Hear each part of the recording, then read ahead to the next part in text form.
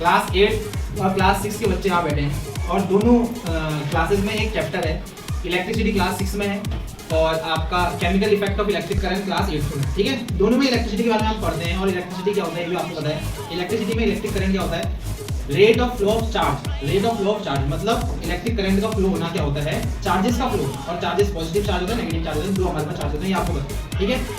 तो आज हमारे एक टेस्टर बनाया है जिसको हम टेस्ट करेंगे अलग अलग चीजों में, जैसे हमारे पास कोई वेजिटेबल ऑयल है, या हमारे पास ये विनेगर है, या हमारे पास टैप वाटर है। टैप वाटर मतलब जो आपका नल का पानी है।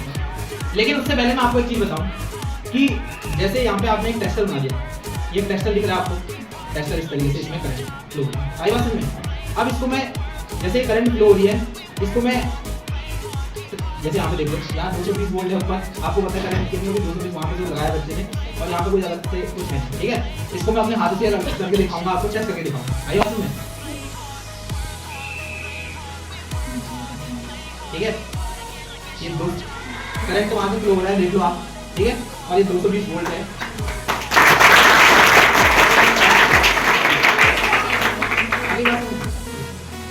लेकिन ये मैं ऐसे कर क्यों पा रहा हूँ, ये समझना बहुत जरूरी है कि मैं ऐसे जैसे करंट फ्लो हो रही है, आप देखो ये है और इसको मैं इस तरीके से टच कर रहा हूँ, ठीक है। लेकिन ये ऐसा क्यों हो रहा है ये समझना बहुत जरूरी है। सबसे पहली बात, जब इलेक्ट्रिसिटी करंट फ्लो होती है, जैसे इलेक्ट्रिसिटी फ्लो हो रही है, उसके लिए सर्किट की जरूरत है। किसकी जरूरत है, हमारे पास सर्किट है, ठीक है।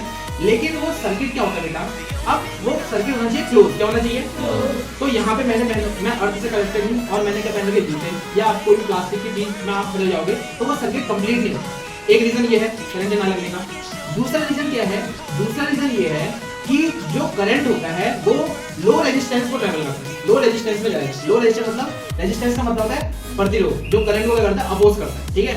अब करंट को जो चीज अपोज करता है, यहाँ पे कॉपर है या मान लो एल्यूमिनियम है, तार जिसकी भी है, उसका रेजिस्टेंस क्या होता है, लो होता है एज कम्पेयर टू हमारी बॉडी। इसीलिए जब मैं इसको टाइट कर रहा हूँ इस तरीके से, तो मेरी बॉडी का रेजिस्टेंस क्या है, अभी लो है और कॉपर का ज्यादा है, इसीलिए करंट कहाँ से फ्लो हो जा रही है, कॉपर से फ्लो जा रही है, मेरी बॉडी से नहीं होता है। आई बात सुनो, आप लोग घर में बिल्कुल ट्राई नहीं करेंगे, ठीक है। जितने बच्चे हैं कोई भी ट्राई नहीं करेगा, ठीक है। एक बार कैमरा घुमाओ उधर को, सारे बच्चे एक बार बोलेंगे कि हम इसको घर में ट्राई नहीं करेंगे, बोलो